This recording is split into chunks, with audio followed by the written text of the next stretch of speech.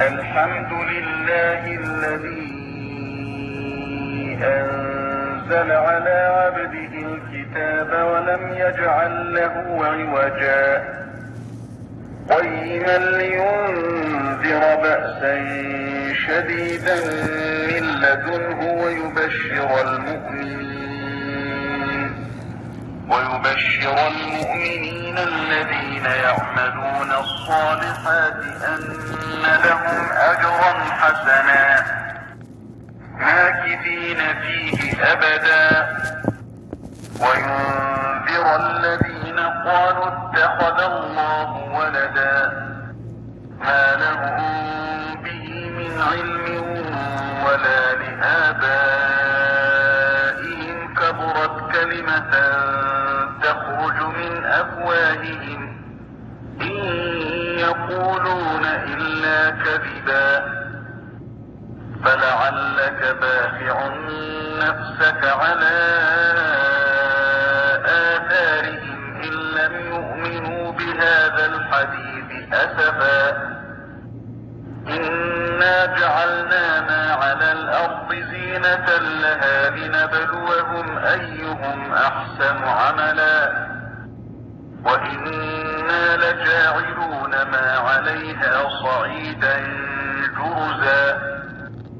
أم حسبت أن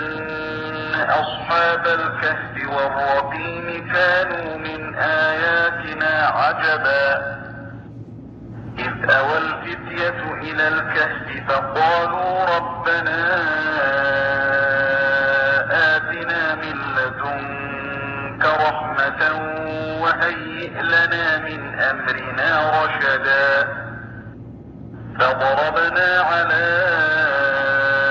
آذانهم في الكهف سنين عددا ثم بعثناهم لنعلم أي الحزبين أحصى لما لبثوا أمدا نحن نقص عليك نبأهم بالحق إنهم فتية آمنوا بربهم وزدناهم هدى وربطنا على قلوبهم إذ قاموا فقالوا ربنا رب السماوات والأرض لن ندعو من دونه إلها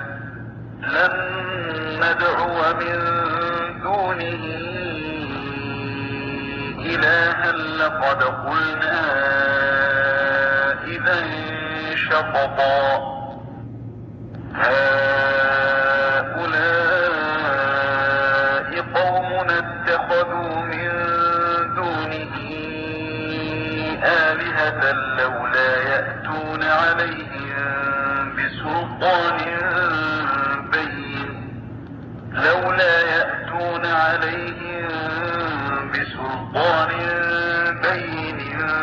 فمن أظلم ممن افترى على الله كذبا